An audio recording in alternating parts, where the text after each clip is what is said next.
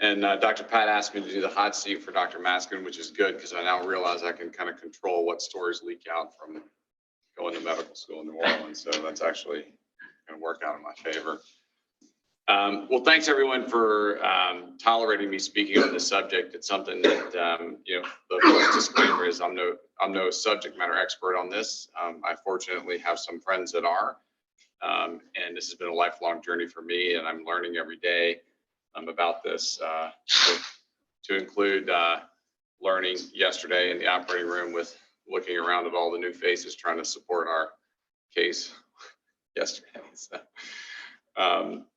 when I talk about this, people think that I've kind of gotten it backwards, and they say, do you really mean, building resilience in our teams and building resilience in our patients? And I don't think so. I actually think that I've got it right, that we can actually draw resilience from our teams and patients. And so bear with me as we kind of go through this. These are my disclosures. I said the main disclosure is that, this is a process improvement for me, is how I've learned about some of this stuff. And you'll see photos and videos of some of my patients. You'll see photos of, although if you're in a photo, I did not get your consent.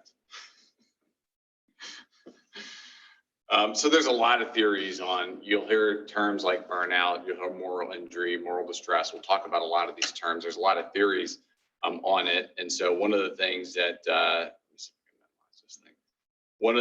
think is helpful to me to think about, and this is kind of what Dr. Pat alluded to, is that pretty much no matter what we choose to do in life, we'll spend the majority of the waking hours of our life at work. And so we've got to figure out, is this a work-life balance thing, which everyone hears, and they say, oh, look, for your wellness, you got to go whatever, you got to do this, you got to go hike this, you got to yoga that, you've got to do all these other sorts of things.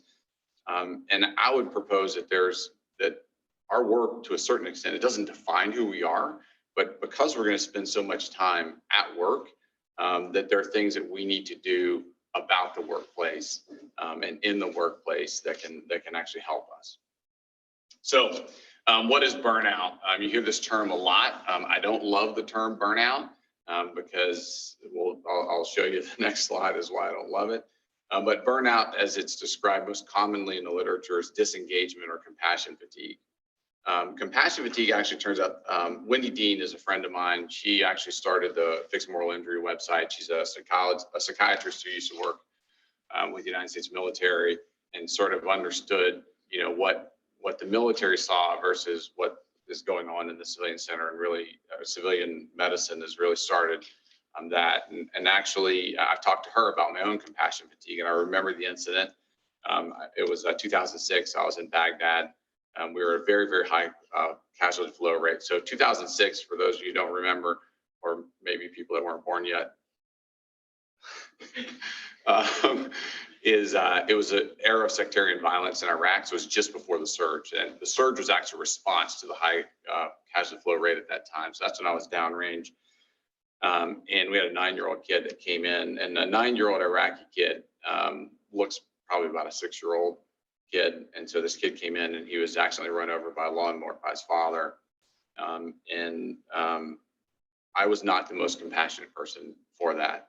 I was more concerned about why we flew a medevac flight during daytime, which is very dangerous for the crew. Why in a situation where the hospital was full and we were pushing patients out to what was called medical city, which was basically a tent hospital because we no longer had the resources to care for them. Those are the things that I was concerned about. And you can imagine it's incredibly embarrassing for me to tell this story, but I think I tell it to open this discussion up. And so for me, I realized at that point that I was not in a great space. Fortunately, I had 2 roommates at the time. One was a thoracic surgeon who was a great guy, but less helpful, gave me a piece of chocolate. My other roommate was a psychiatrist. And so it just so happened that I was in a really good situation, have a really good peer group to help me through that time. The other things that we talk about with burnout are things like job dissatisfaction, turnover. One of the biggest medical costs for any health system is turnover of personnel. We're seeing that now more than ever, but this has been going on for years. Medical error, to include malpractice suits, quality measures, disruptive behavior. And so a lot of times this is Did that go off? Is that supposed to be off? A lot of times this is, again, blamed on a disruptive physician or things like that. But also what people fail to think about are things like failed relationships, substance use disorder, and unfortunately, death by suicide. And that's actually what got me into this in the first place and got me learning about this. Is one of my good friends from medical school. We'd lost touch over the years, but we're pretty close in medical school, and he had some struggles with substance use disorder and died by suicide.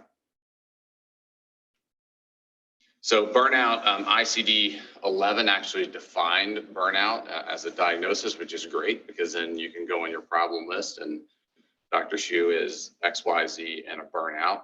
Yes. So the reason why I don't like that term is I think it's victim blaming to a certain extent, but they actually came back, WHO came back and qualified this as a workplace phenomenon. I think that that's a little bit helpful to a certain extent, but hopefully helps us kind of move forward with this. I already alluded to the fact that this is huge money for hospitals, healthcare systems, academic institutions, and you name the organization now. I mean, you go out to dinner these days and it's actually hard to keep staff, and the turnover of staff and trying to retrain people is incredibly inefficient. I think we're all feeling the mass exodus. Thousands and thousands of nurses have either left the practice completely or traveling or changing jobs or doing something else. This is not new. These references are not post-pandemic. This is pre-pandemic references. And so this is nothing new, but the pandemic pushed this over the edge. I think that's really been where we've really started to see this. And it's not just about physicians. It's about leaders. It's about nurses. It's about everyone. And, the concept is, oh, you're, people that are in leadership position, you're good to go. You've made it, you've clawed your way to the top.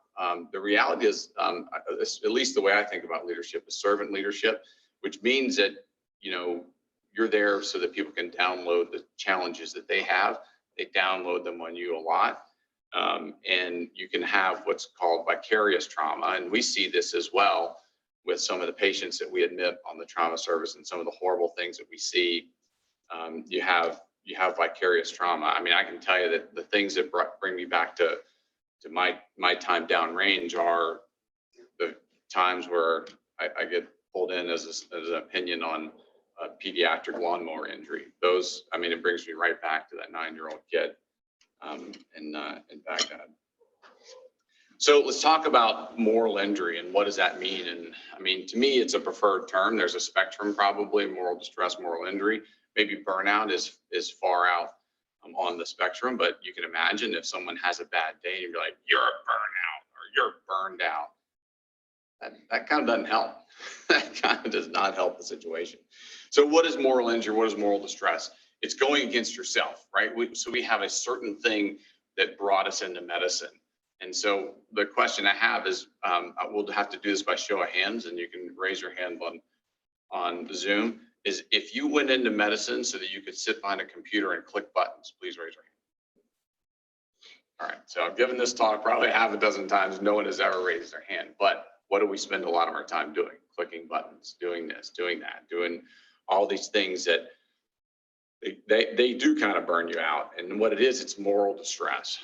How many people now raise their hands? How many people have gone to tell a family or a patient that they're not going to have surgery today because we don't have the rooms, we don't have the resources, we're unable to do it? Everyone raised their hand. Same thing. Now you understand what moral distress, moral injury is. You went into this to help take care of that patient. You went into this to answer that question. You went into this to help someone, and you're not.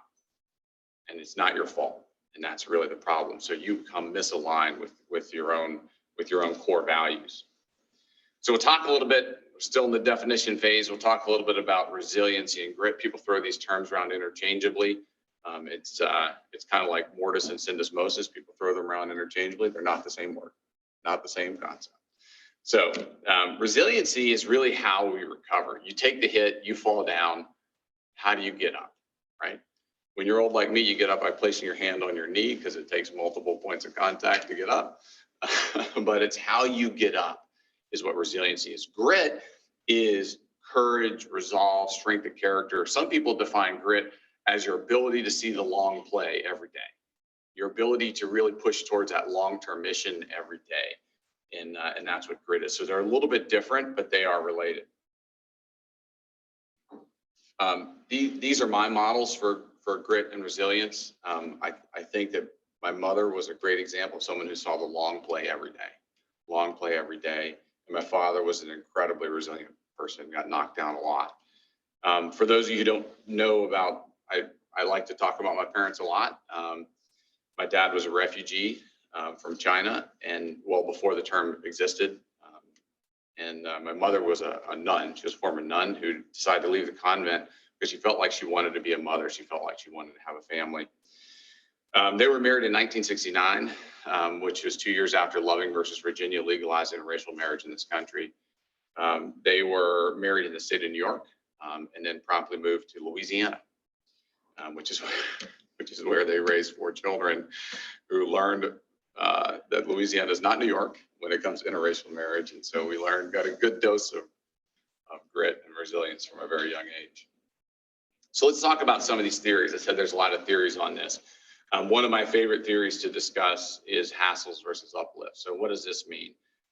It's simple. Hassles are those things. It's those little irritants that happen every day. It's, oh, are you the admitting physician for this thing? You can't proceed unless you choose the VTE prophylaxis. Little cut. It's those hassles and irritants. Oh, hey, you forgot to this or you forgot to that. Or, you go to do something and it doesn't work.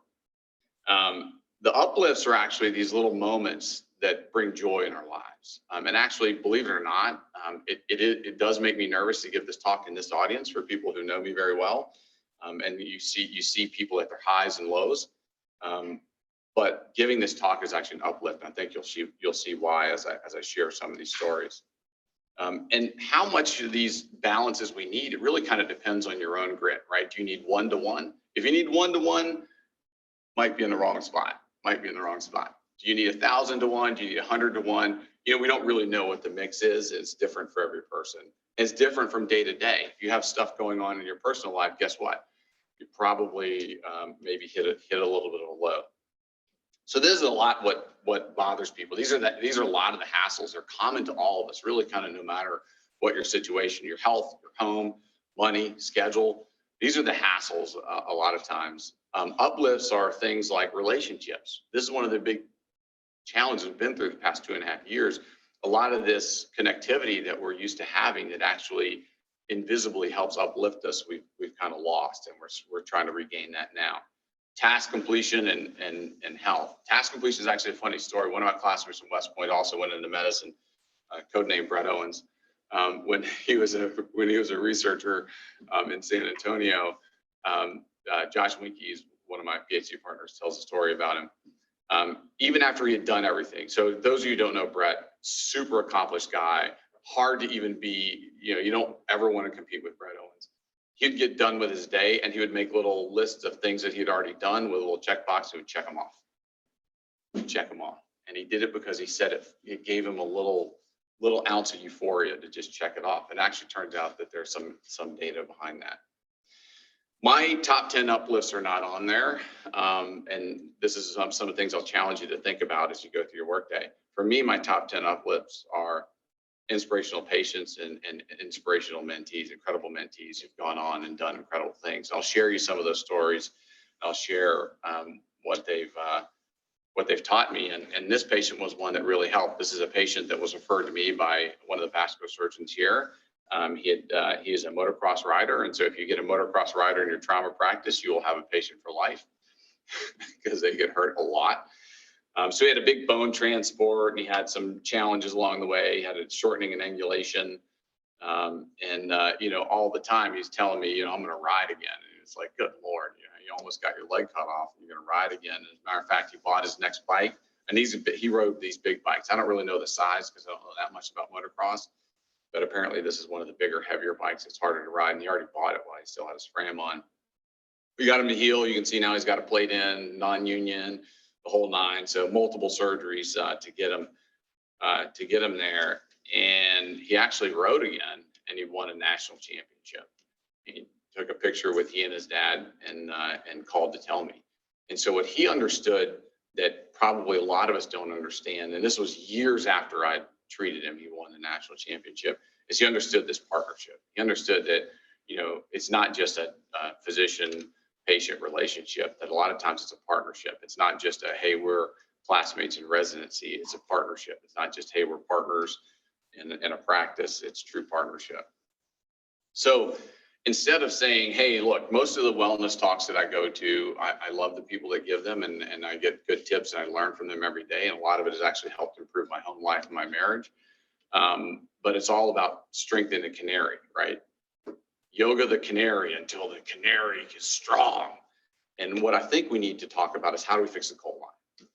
And I think that's the biggest challenge, because we work in an environment. When I'm saying environment, I don't mean here. I mean medicine in the United States. We work in an environment, in academia in the United States, work in an environment that needs some help. So again, I'm not an expert on this. I'll give you some thoughts. Every single thought that I have here was taught to me by a patient, just like I learned from the last patient I shared with you. A lot of the patients, I'll call their name. They're in the public domain a lot of times because we've done stories about them or they've done their own stories. So this is Alan Friedel, who some of you may have met around.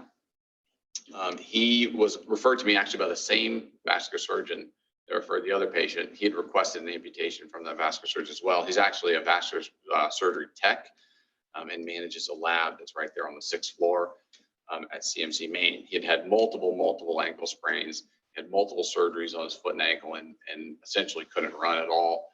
And he came into clinic with me, his first visit, and it was a very tearful moment. He and his wife came, and he had this almost bound picture book of his daughter. He had a young daughter, and he was showing me pictures of her and why he wanted to have an amputation, because he wanted to be able to play sports and run with his daughter. So fortunately, a patient of mine was there that had a hindfoot fusion and a limb salvage and had a brace, and actually talked to him about it, which was a pretty powerful moment for me as well, to have one patient mentoring another. And so he went on to have a hindfoot fusion, actually, of course, had a complication and had a stress fracture at the top of the nail. So we took the nail out, and you could see that his gait was essentially normalized. And believe it or not, he started running again. And, it's emotional for me to look at these pictures, knowing what he came through, but then also the guy ran a half marathon and a marathon with his x-rays in his pocket. So he pulls out his sweaty x-rays at the end to send me a picture of it. And more importantly, here's his family. He actually had another child as well. His last day in clinic, the last day he knew he was done, he was healed, he was doing fine, and he was back to running. He checked his daughter out of school and brought her to clinic with me, and because he wanted me to meet her. And it's incredibly powerful, and it's uplifting for me to share the story. But what I learned from that moment is I started to do what I was taught to do. I started to be, humble and just say, oh no, it was nothing. This is my job. And that's what Alan taught me, because he paused me. And he wanted me to accept the thanks. He wanted me to accept the thanks from his daughter as well, which is profoundly powerful.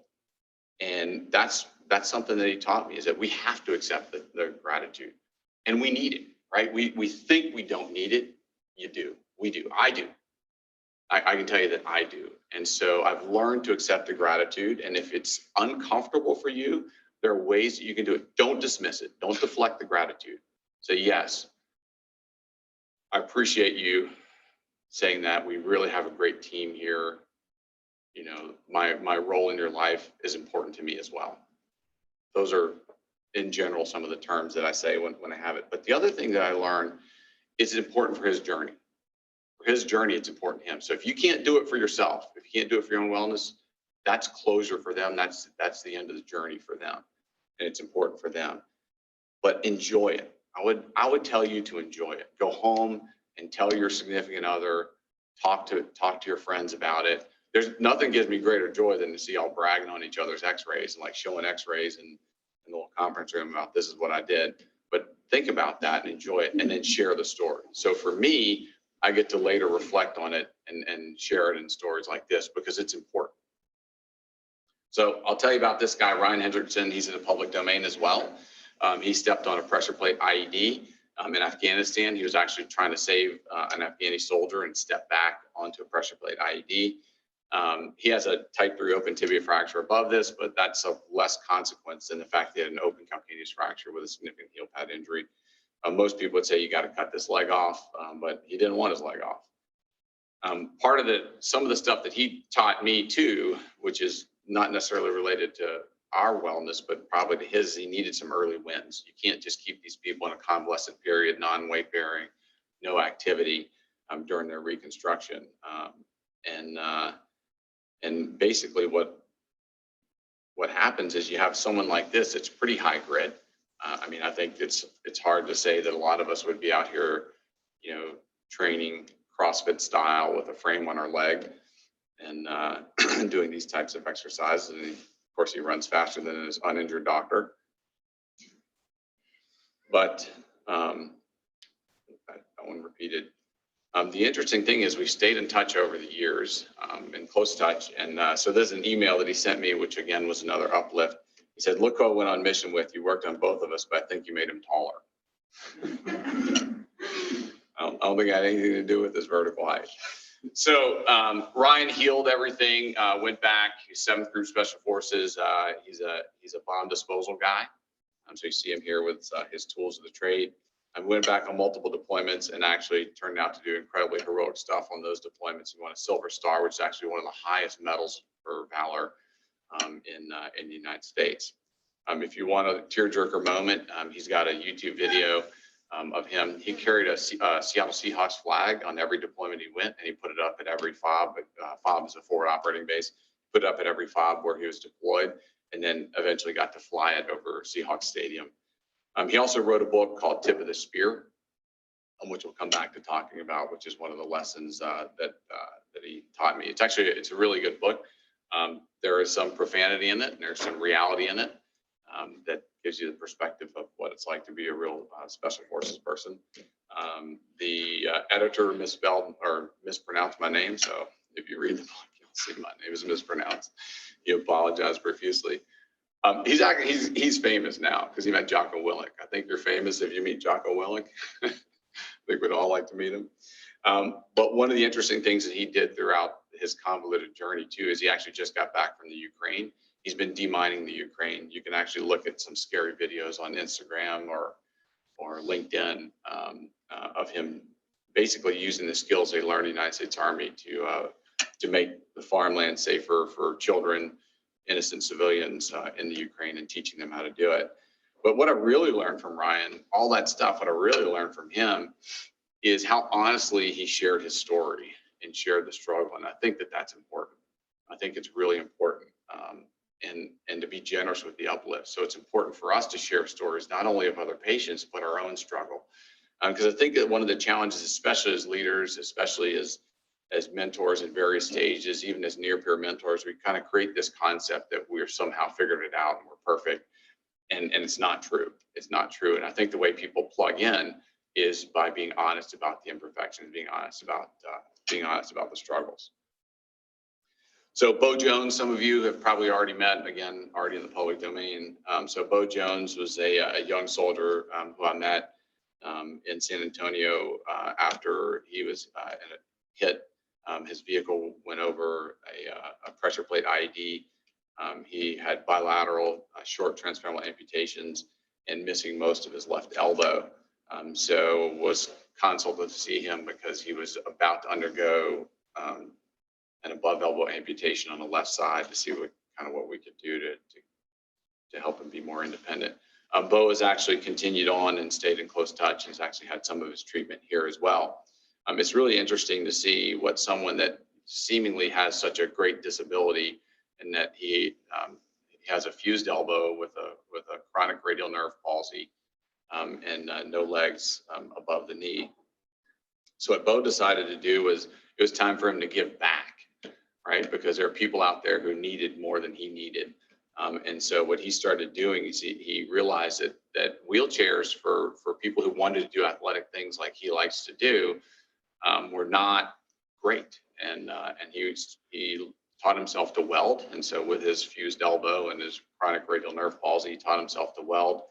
And a lot of times it just jump right down on the ground to weld wheelchairs. He also started a not-for-profit to help mobility impaired people duck hunt, because it's another passion of his, is to duck hunt, because he felt like there are other people that need more than I need. And of course, he kind of has gone on to do incredible things. And I'm not much of a runner. If anyone's seen me run, I would say if I am running, you should start running fast, because something really bad is happening. I'm running in fear.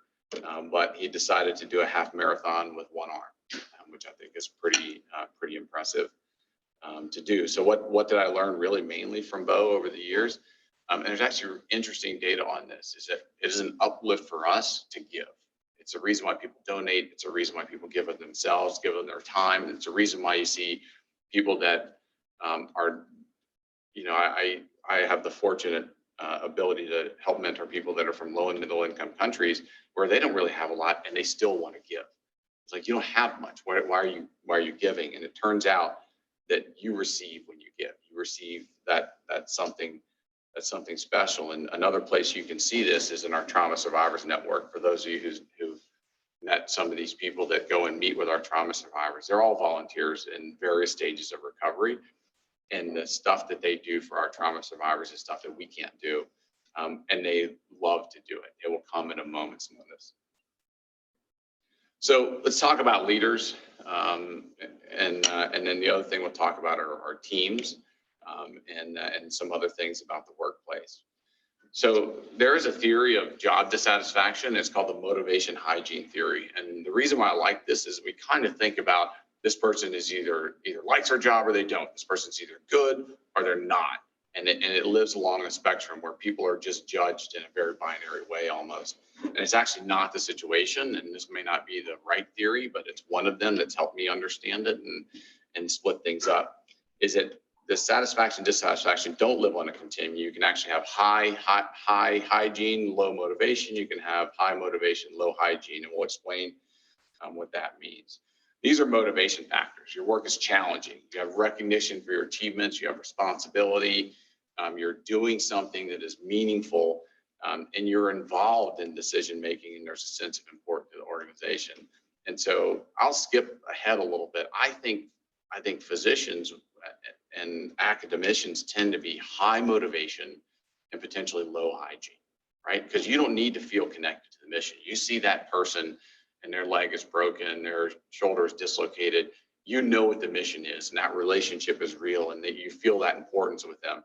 So I don't think that we're a motivation team, a motivation issue. I think that we're probably a hygiene issue, which we'll talk about. So we'll give some examples of people who sorted out some of the motivation stuff that I'm pretty proud of. And again, for me, it's actually a huge uplift to see people like James Blair out there doing great things.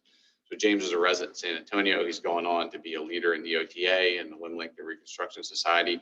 He's passed me in some of the internal lengthening stuff that he does and some of the ways that he thinks about reconstruction of severely injured limbs. It's really incredible.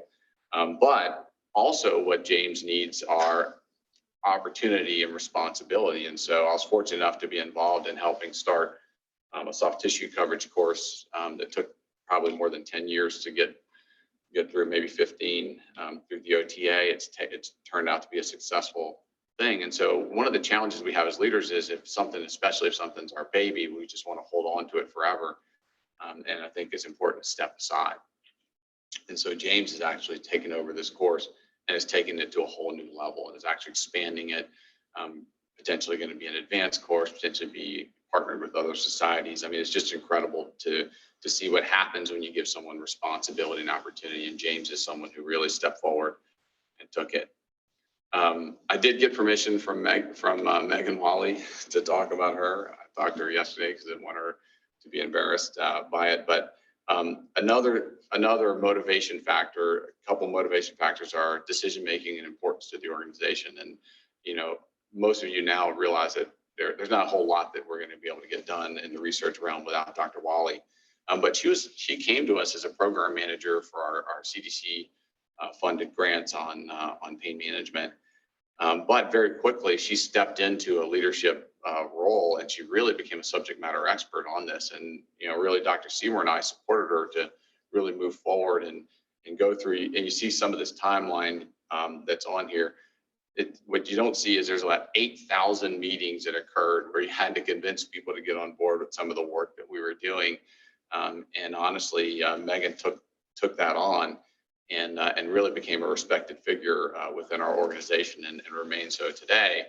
And actually went on under the mentorship of mainly Dr. Seymour, and probably a much lesser extent myself, went on to get her PhD. And this bottom left is actually a pretty powerful moment. Dr. Odom is one of her mentors as well. And so to be able to participate in her defense of her dissertation was pretty incredible. And so to really create a situation where people can sort that out for themselves in an organization and really be an impactful part of the organization. Hygiene factors, let's talk about as well, because these are the things that that challenge us on a day-to-day basis: salary, work conditions, policy, supervision, working relationships, status, and security. I won't talk a lot about security, but I can tell you if you're in a situation where you don't feel secure, and I think we all felt that during the pandemic, where we weren't really sure about what our own health would be, it's incredibly stressful for people at work. So let's talk about these hygiene factors. We often don't recognize good hygiene, but it's easy to spot when you don't. And my wife loves it when I give grand rounds talks, because she knows I make a little joke about her every single time. So what I tell people is when I'm babysitting my own children, and then she corrects me and says, they're your children, you don't get credit for babysitting. It's like, okay.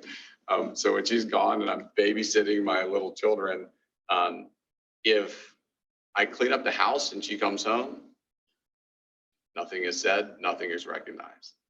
If I don't clean up the house and I let the 4-year-old do what he wants to do to the house, guess what? It is noticed. So we notice bad hygiene. A lot of times when things are organized, things are good, the work environment is great, we don't recognize it. Coffee is a good example of it. And for me, it's a big example. You can see I don't go far without coffee. When I cruise by the surgeon's lounge, if the coffee machine doesn't work, it's like, oh, the cut. And so we do feel it. It seems stupid to a certain extent to talk about these things, but we feel it. And to dismiss them as stupid is part of the problem that we have with moral distress, moral injury.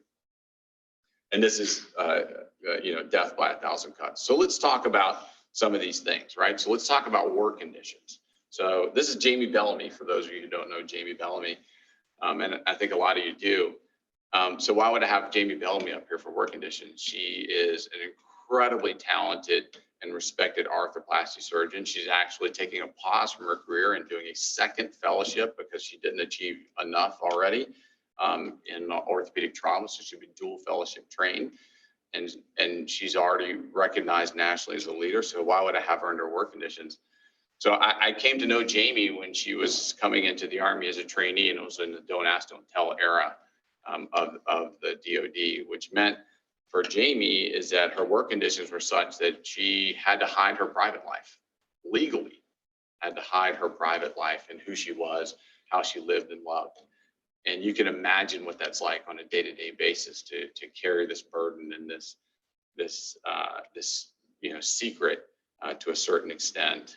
Fortunately, we're beyond that in the DOD for sure, in society maybe, in orthopedics maybe. But what Jamie has done is she's taken a situation that was tough, like work conditions and a hygiene issue, and dedicated herself to fixing it, and is now a national leader, one of the co-founders of Pride Ortho, and has really stepped out to change the way that this is done and perceived and how people are welcomed into our specialty or continue in our specialty moving forward. So we'll talk about another one. We'll talk about work relationships. Y'all remember Thomas Biemendorfer? So Thomas Biemendorfer, one of our incredible graduates, is doing incredible things. He's a foot and ankle surgeon, and is doing incredible things. But he has a good practice, good partners. He likes what he's doing, but also wants to do a little bit more. He wants to do complex traumatic reconstruction type stuff. But it's not something that that has been done in his practice or his environment before. And so when you're really out on the limb like that, it can really be pretty stressful and a challenge. So how did Thomas fix that situation? Is he continues to connect with several of us here and communicates and goes through cases with us and is able to do revision work like this. And you say, well, he's a foot and ankle surgeon. That's kind of par for the course. But this is the kind of work that Thomas is doing. He's doing complex interprosthetic fractures. He's doing, nailing total knees and things like this that are really pretty much on the cutting edge of orthopedic trauma as a foot and ankle surgeon. And so I think it's a really good example of a solution that someone had for their work relationships and their local support, where he really wasn't as much out on a limb. This is Justin Orr, who was someone that I had the pleasure of helping train at various points in his career, and we've maintained a very close relationship. Just went out and did grand rounds at his place as well. Justin I put him here because he was the first person that I participated in training who became a chair of a program. And what he helped do is really set a tone for how things were going to be moving forward in his place. And so we have an opportunity as leaders to do that. I also have a reminder on here, 5 p.m. meeting, because I think it's something that we also have an opportunity as leaders to say, look, what is that? And we talked about this a little bit when Dr. Sheen gave her grand rounds, is instead of saying, all right, we did a democratic vote and this is when we're going to meet, or this is when we're going to do these things, because there are things within our control that we can actually make better for the hygiene of our environment, is you talk to the people who have the most on their plate. It's not an equal vote. You talk to people who have the most on their plate and say, what's the best time to do this? That's in addition to your work. And I can tell you that for people with young families, 5 to 8 p.m. is the worst time to do anything. Now, there are things, and we talked about when Elaine gave her grand rounds, like some of the tissue training sessions and courses and stuff, it has to happen. But there are a lot of things that really don't have to happen at that time, or there are meetings that could be an email. That's one of my least favorite things, is you sit through a 1-hour meeting and you walk out and be like, that could have been an email. And so we need to think about those things as leaders, and many before us have, if they're really thoughtful about it. And those are a lot of the things when you're talking about people that are high motivation, low hygiene. They don't need a pizza party. They don't need a company t-shirt. What they need is some of these hygiene factors fixed, and then also call it out, right? You don't want it to be unrecognized, because remember what I said about hygiene. If it's good, people don't recognize it. So I'd say, look, we've heard that this is a challenging situation, so we're going to cancel this and we're going to add that. A great example of this is Dr. Seymour was on a big integration team for our research group. And what they found is she got together with her Wake Forest colleague, and they realized that their committee was redundant with a lot of the other committees. And so what they proposed to the dean's team was to disband the committee and cancel all future meetings. How powerful is that? How powerful is that? So to me, those are some of the things that we can do when it comes to policy and administration. So for me, again, I think that I'm not telling you to work yourself to death. I'm not telling you that your work is your life, but it is a huge portion of your life. And rather than say, hey, I've got to spend this much time out of work and to equal the amount of work. I actually do know of one orthopedic surgeon who surfs half the year. So he's 2 weeks in San Diego or Southern California and 2 weeks in Hawaii. If you have that job, then you got that work-life balance thing. If you have normal-ish jobs, then I think you're going to spend the majority of your waking hours at work. And so let's work on doing it. If you're feeling symptoms of moral distress, moral injury, burnout, you're not alone. You're not alone. So what is this picture? This is a picture of us on the roof of Baghdad. We used to go up there and smoke cigars most nights. But on a night when there was high casualty flow, when there were Americans that got killed, the roof would be packed. It would be packed. Now, we didn't get all up there and say, hey, we're going to have a counseling session right now, but people just wanted to be together and wanted to share. And one of the moments that's more powerful to me is there was a CRNA who helped try to resuscitate a guy who eventually passed. He was covered in blood and just did an amazing job. And we really got close to saving that young kid. And he came up and he didn't say anything. He was just kind of listened. I just reached out and just gave him a fist bump.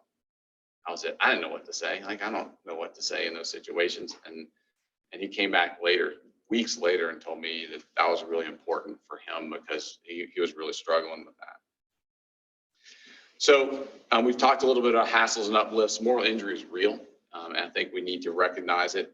We do need to celebrate the successes, celebrate our own successes. Tell your mom. It's important. Tell your spouse, tell your kids, and share your uplifts because others need them too. We're in a privileged situation where we maintain these long-term relationships with patients and teams and mentees, and other people don't know about it unless we go and share it in a situation like this. The nurses who admitted the patient, the nurses in the OR who took care of him, they never see the patient again unless they have a complication. They only get bad news. It's like watching. So we'll close. This is with Connect to Purpose. We were supposed to open with these, but I close with it because a lot of places don't do this, which we sometimes think is a little bit hokey, but I actually think it's really, really cool. So this is Ben Breckheimer, who a lot of you know. He works at the surgery center. He deployed with me. He was originally a scrub tech that I deployed with, and then decided he wanted to be a CAV scout because he wanted to be closer to the fight. He got real close to the fight. He was almost killed. Multiple injuries, pelvis fracture, spine fracture, head injury, but he had a mangled tibia as well. Multiple surgeries, multiple complications along the way, pretty circuitous route, but pretty hybrid individual. There's not a whole lot of people that you're going to get on video running with a spatial frame on. And what he's done is he's got a hindfoot fusion now, and what he's done is actually started climbing mountains. He started climbing mountains really to work on his own mental health. He was in a situation, he'll talk openly about this. He was contemplating taking his own life, and then decided he needed a mission. And so he started climbing mountains. He started climbing other mountains that we've heard of that are pretty tall. And then we've heard of this mountain as well that's pretty tall. And he summited Everest in 2017, and then just kept climbing, and actually has gone on to climb the 7 summits, the tallest 7 summits of the world with a hindfoot fusion, essentially. And so I think the honesty of his journey is one of the things that's the most important with it. If we're going to intervene on job dissatisfaction or the things that challenge us, we've got to understand the target, right? So if you target motivation, the issue is hygiene, that's a problem. Actually, from leaders, some of us who take on all these leadership positions and these other things, sometimes we have motivation issues because we don't exactly feel tied to the mission. And so now you have physicians moving into other positions where they may actually be low motivation as well. And so targeting those right interventions is important. And you say, well, I'm just a resident. What can I possibly do? I can't do anything. This can happen at any level, right? I remember Catherine Lee when she was a junior resident, and now I hear Andrew Rees is taking it on. It's the checkout list. I talked to Matt about it yesterday. The checkout list has been broken multiple times. Who's frustrated with the checkout list being broken? All the time. But Catherine took it on, right? Catherine took it on when she was a junior resident, and Andrew took it on now. So those are things that people can do. You identify what frustrates you the most and what you think you can work on. It's usually not easy, but at any level we can work on some of these things. And change is incremental. It's not revolutionary.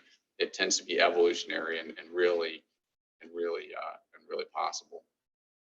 And so what I'll end with is, I bragged on Megan Wally and what she's accomplished and what I learned from her, but I can tell you this was an incredibly proud moment to see her defend her dissertation. And so you wonder who was really helped by this relationship.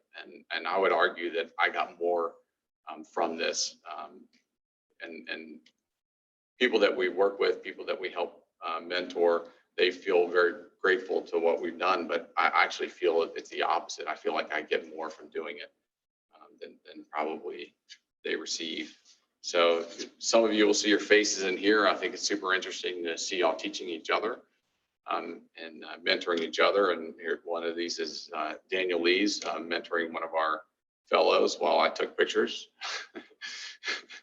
and y'all know that when we do these limb deformity courses, upper level residents teach the junior residents, and I mainly take pictures. So thank you, all of you, for your contributions to this.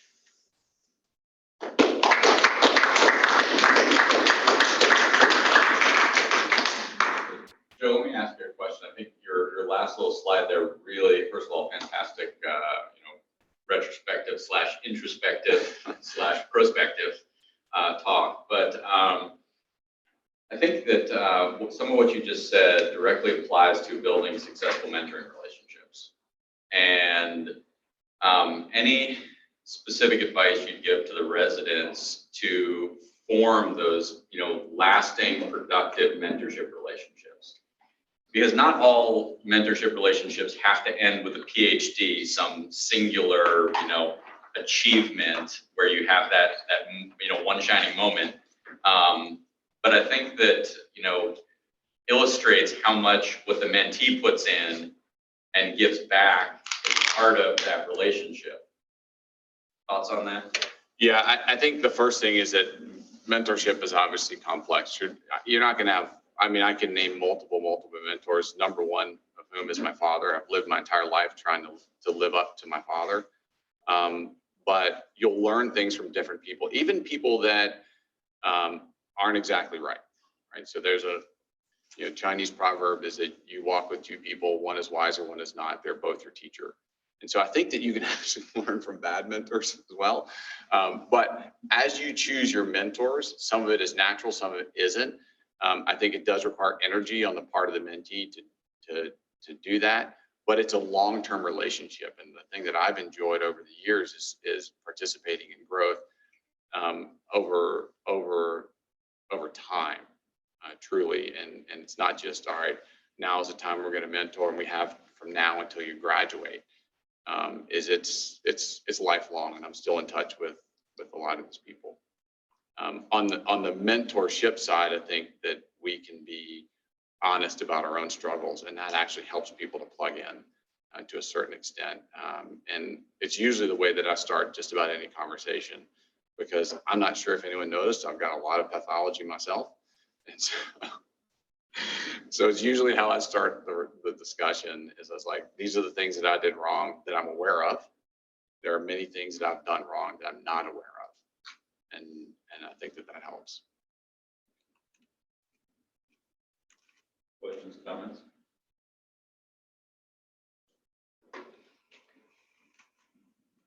All right. Put everyone to sleep. Thought-provoking, more introspective for the listeners, and thank you for putting this together and sharing with us. Thanks. Thanks.